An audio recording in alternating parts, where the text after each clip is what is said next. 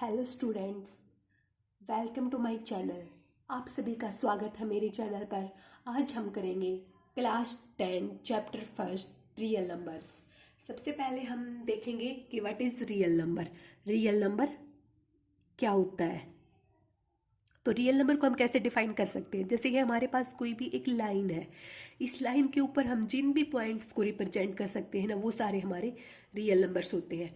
जैसे इस लाइन के ऊपर हम 0 को कर सकते हैं, 1 को कर सकते हैं, 2 को कर सकते हैं, -1 को कर सकते हैं, -2 को कर सकते हैं, -3, 0.1, 0.5, रूट में कोई वैल्यू हो उसको कर सकते हैं।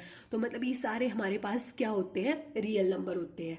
जैसे हमारे पास देखो, हमने नेचुरल नंबर पढ़ा है। नेचुरल नंबर में क्या होता है, जो 1 से स्टार्ट होता है, 1 2 अप टू अंत तक जाता है। ऐसे हमने होल नंबर पढ़ा है। होल नंबर क्या होता है, 0 से स्टार्ट होता है, 0 1 2 अप टू ये अंत तक जाता है। ऐसे हमने रेशनल नंबर पढ़ा है। व्हाट इज रैशनल नंबर को हम पी बाई क्यू की फॉर्म में लिख सकते हैं। जैसे इसका एक एग्जांपल होता है, 1.5 लेके चल पड़ते हैं हम। तो 1.5 इसका डेसिमल हटाएंगे, उसके नाम का 1, डेसिमल के बाद जितनी डिजिट होती है उतनी हम 0 लगा देते हैं। ये तो नॉर्मल सी चीज़ आप लोगों को पता होगी। तो इसको हम पी वाई क्यू की फॉर्म में लिख सकते हैं। तो ये 1.5 हमारा रैशनल नंबर हो गया। ऐसे अगर हम देखें तो देखो 1 2 3 ये भी हमारे पास रैशनल नंबर की तरह इसको डिनोट कर सकते हैं हम। देखो जैसे 1 के अपॉन 1, इनके अपॉन में 1 कर देंगे तो इससे कुछ इफेक्ट नहीं पड़ा। ये 1 ही रहा, ये भी 2 ही रहा, ये भी 3 रहा, लेकिन ये पी बाई क्यू की फॉर्म में हो गए। तो इसको हम क्या बोल सकते हैं, रैशनल नंबर। अभी आता है इरेशनल नंबर। इरेशनल नंबर क्या होता है, ये रैशनल का अपोजिट होता है। जैसे इसको हम पी बाई क्यू की फॉर्म में नहीं लिख सकते। इसका एग्जांपल लेके चलते हैं। जैसे रूट में कोई वैल्यू होती है, कुछ भी लगा लो रूट में, √2 हो गया, पाई हो गया। तो √2 की वैल्यू हमारे पास कितनी होती है, 1.414213 ये पता नहीं, इसका कोई एंड नहीं होता। तो हम इसको देखो, इसका डेसिमल हटा देंगे, इसके बाद में कितनी डिजिट है पता नहीं कितनी है, इसका कोई एंड नहीं है। तो इसको हम पी वाई क्यू की फॉर्म में नहीं लिख सकते। सिमिलरली पाई का लेके चलो, पाई की वैल्यू हम कई जगह 3.14 यूज करते हैं। तो ये इसकी पूरी वैल्यू कितनी होती है, 3.14, आगे भी होती है 1592, ये भी पता नहीं कहाँ तक होती है। तो ये सिमिलरली इसको भी हम पी वाई क्यू की फॉर्म में नहीं लिख सकते। तो ये हमारा होगा इरेशनल नंबर। और ये जो हमने पढ़े हैं ना, ये सारे होते हैं रियल नंबर, क्योंकि जितने भी पॉइंट्स आते हैं ना, इन सबको हम इस लाइन पे रिप्रेजेंट कर सकते हैं। तो इसीलिए हम इन सबको क्या बोलेंगे, रियल नंबर। चलो अभी हम करते हैं एक्सरसाइज 1.1 क्वेश्चन फर्स्ट का फर्स्ट पार्ट। ये तो ऊपर हमने इसका थोड़ा सा बेसिक सा किया, क्योंकि हमें ये चीज़ें वैसे पढ़ी हुई है हमने पहले, लेकिन इनका हमें पता होना चाहिए। अभी हम फर्स्ट क्वेश्चन का फर्स्ट पार्ट करते हैं। तो पहले क्वेश्चन में क्या बता रखा, use Euclid's division algorithm to find the HCF. HCF क्या होता है, एचसीएफ होता है हाईएस्ट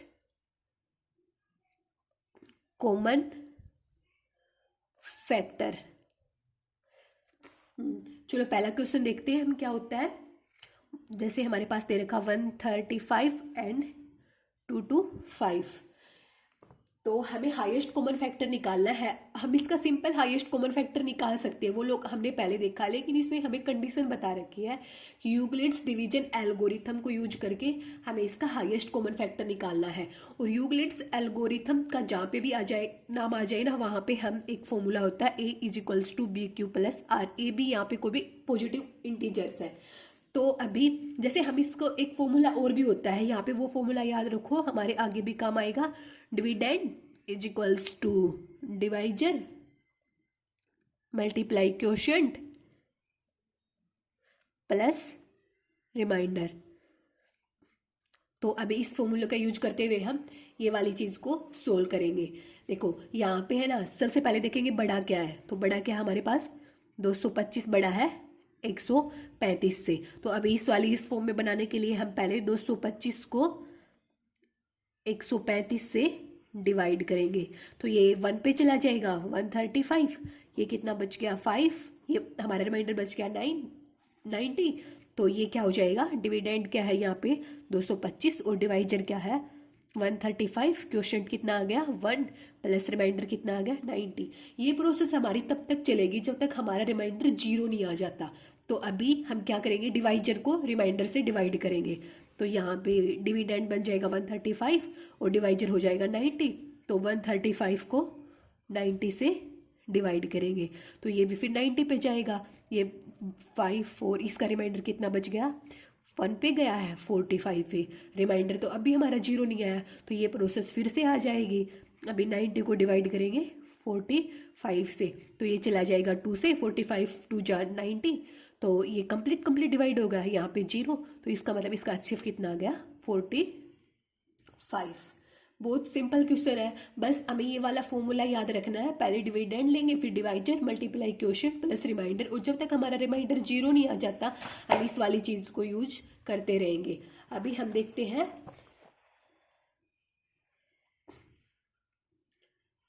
इसका सेकंड पार्ट।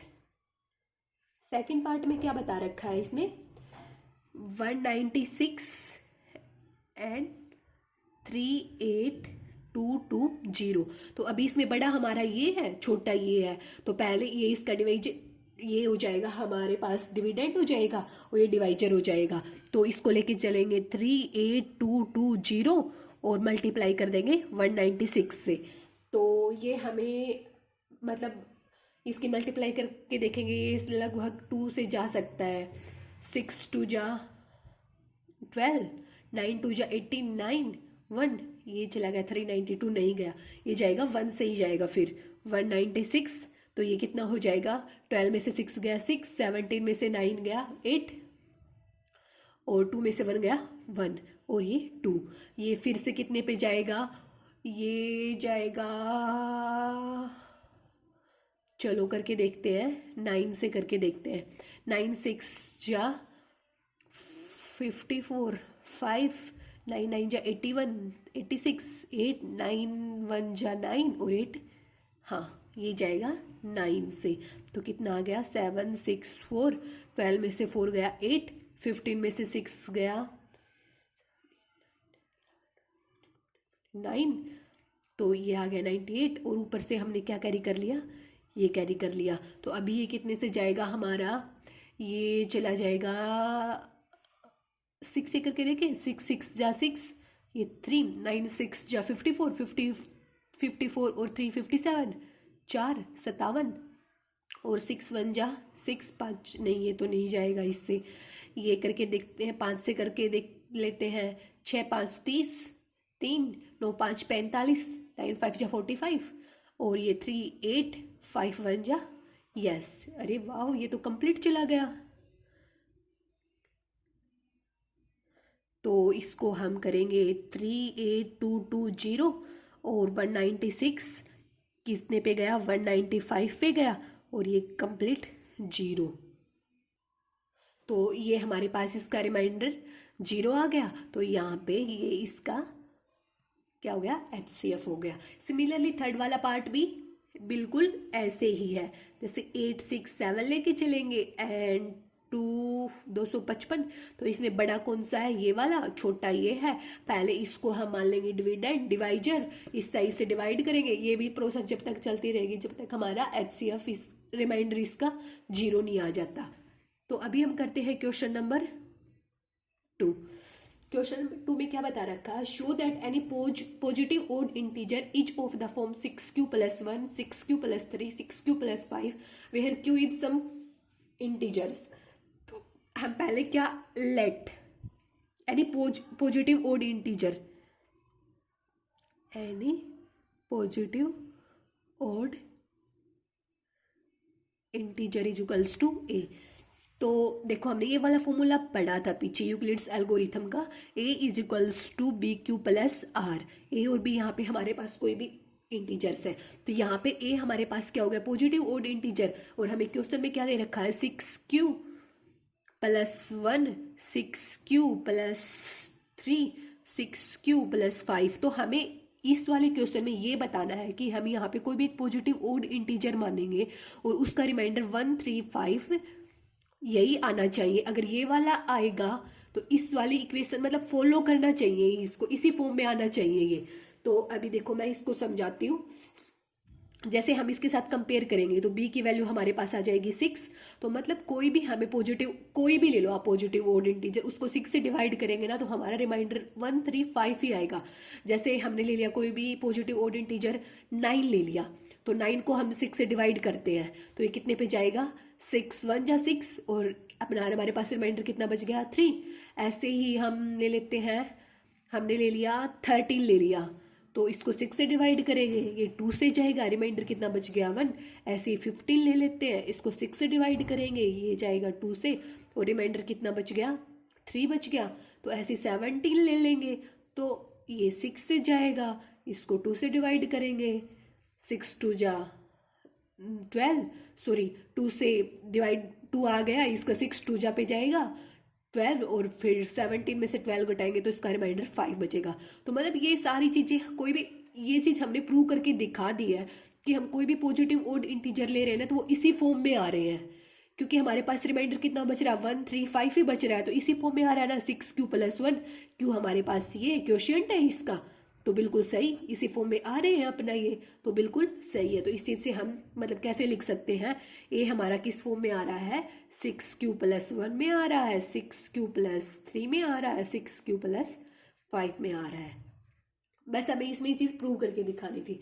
अभी हम देखते हैं क्वेश्चन नंबर 3। तो क्वेश्चन 3 में क्या बता रखा है, कोई भी एक आर्मी कॉन्टिजेंट है, कॉन्टिजेंट क्या होता है, मतलब कोई भी एक सैन्य दल है, जैसे मतलब कोई भी एक आर्मी सेना है, उसका एक दल, एक समूह है, उसमें की टोटल मेंबर कितने हैं 616 मेंबर है, 616 मेंबर है। इसने आगे क्या बता रखा है कि एक है ना परेड होनी है, उसमें 32 मेंबर होने चाहिए हर एक बैंड में। तो ऐसे ऐसे जैसे एक ये यहाँ पे हो गए, इसमें भी 32 होने चाहिए, ये हो गई यहाँ पे भी 32 होनी चाहिए।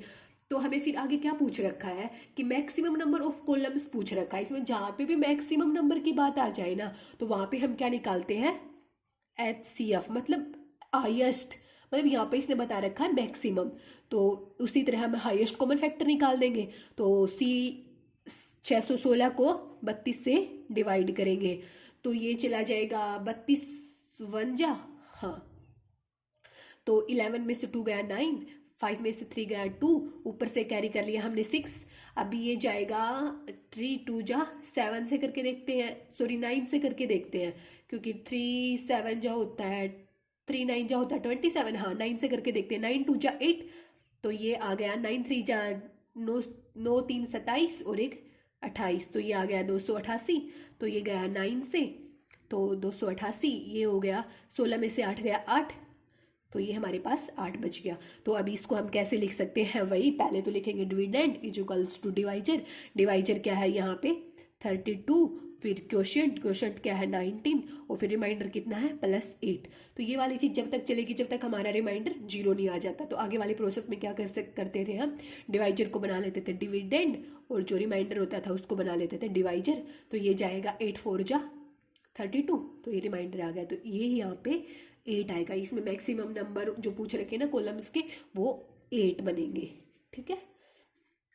अभी करते हैं हम क्वेश्चन नंबर 4। तो क्वेश्चन नंबर 4 में क्या पूछ रखा है हमसे,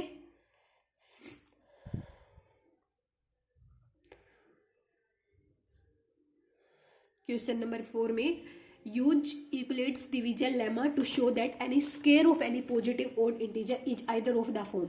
मतलब वही सेम चीज पूछ रखी है, ऊपर तो बोल रखा था हमें कोई भी पॉजिटिव ओड इंटीजर लेना है, यहाँ पे क्या पूछ रखा है square of any positive integer. तो हमने कोई भी एक पॉजिटिव इंटीजर कंसिडर कर लिया, ये क्या है A। तो अभी इसका वैसे ही कंपेयर करेंगे, मतलब B की वैल्यू हम वही मानेंगे जो हमें सबसे ज्यादा दिखती है, मतलब उसका कंपेयर करके देखेंगे इसी चीज के साथ, जैसे BQ + R। तो इसमें क्या बता रखा है 6Q बता रखा है, सॉरी यहाँ पे मतलब Q की जगह M वगैरह कुछ भी ले सकते हैं, M ले सकते हैं, N ले सकते हैं, कुछ भी। तो इसने यहाँ पे M की फॉर्म में बता रखा है 3M + R। तो यहाँ से B की वैल्यू कितनी आ जाएगी हमारे पास, सॉरी बच्चों 3M है यहाँ पे, तो ये 3, B की वैल्यू 3 हो गई। तो अभी हमें वही चीज़ बतानी है कि इस फॉर्म में है या नहीं। इसमें क्या बता रखा, कोई भी हम स्क्वायर लेंगे, किसी भी चीज़ का स्क्वायर ले लो, 4 का ले लो, 5 का ले लो, तो उसका रिमाइंडर कितना आना चाहिए। जैसे इसमें 2 चीज़ें पूछ रखी है 3M की फॉर्म में और 3m+1, तो रिमाइंडर उसका या तो 0 आना चाहिए या फिर 1 आना चाहिए। जैसे इस वाली चीज़ को हम ऐसे लिख सकते हैं 3m+0 a 3m+1। तो हमें ये वाली चीज़ फॉलो करके दिखानी है, एक बार ये प्रूव करके दिखानी है कि हम कोई भी एक स्क्वायर पॉजिटिव ऑड इंटीजर लेके चले, किसी भी पॉजिटिव इंटीजर, कोई भी पॉजिटिव इंटीजर का हम स्क्वायर लेके चल रहे हैं तो उसका रिमाइंडर या तो 0 आता है या 1 आता है। तो हमने 4, चलो हम 2 ले लेते हैं, तो 2 का स्क्वायर क्या होता है 16, सॉरी 2 का होता है 4, तो 2 का होता है 4।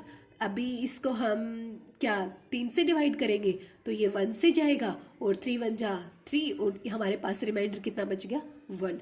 बिल्कुल सही है ये। तो अभी हम 3 ले लेते हैं, तो 3 का स्क्वायर कितना होता है 9 और अभी 3 से डिवाइड करेंगे तो ये 3 से जाएगा, इसका रिमाइंडर कितना बच गया 0।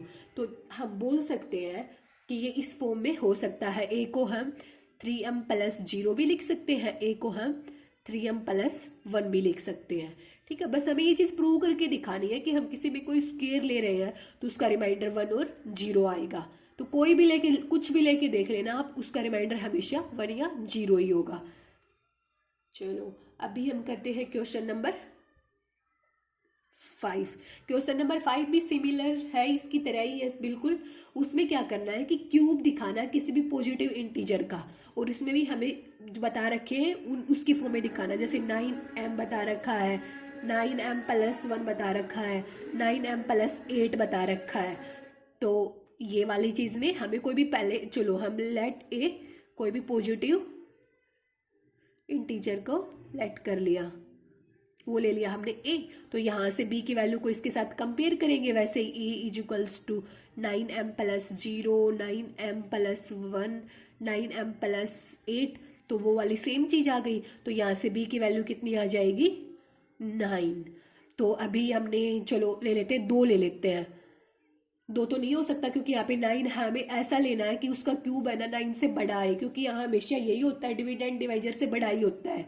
तो यहाँ पे हम 3 ले लेते हैं, तो 3 ले लिया। 3 का क्यूब क्या होता है हमारे पास 27 होता है। तो 27 को 9 से डिवाइड करेंगे तो ये कितना हो जाएगा 3 जा और प्लस 0, 9 कंप्लीट जा रहा है इससे डिवाइड। सिमिलरली हम 4 ले लेते हैं, 4 का कितना होता है 64 होता है। तो 64 को 9 से डिवाइड करते हैं तो ये जाएगा 9 7 जा 63 और प्लस इसका रिमाइंडर कितना बच गया 1। फॉलो कर रही है ये भी। ऐसे हम 5 ले लेते हैं, 5 का करके देखते हैं। 5 का क्यूब कितना होता है 125, तो इसको करके देखते हैं। 125 को 9 से डिवाइड, 9 1 जा 9, ये बच गया 3 5, ये चला जाएगा 9 3 जा 27 और ये बच गया 8, तो ये भी 8।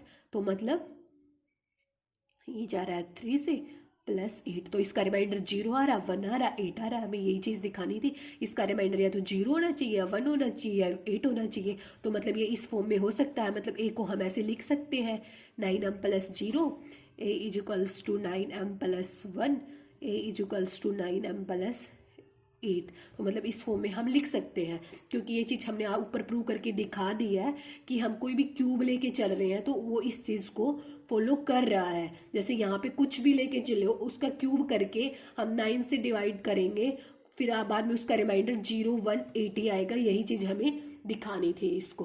तो ये वाला क्वेश्चन यहाँ पे कंप्लीट, ये एक्सरसाइज हो गई है यहाँ पे। अगर आप लोगों को इसमें कोई भी प्रॉब्लम है तो मुझे कमेंट सेक्शन में जाके बताना, मैं उसको फिर से आपको सोल्व करवाऊंगी।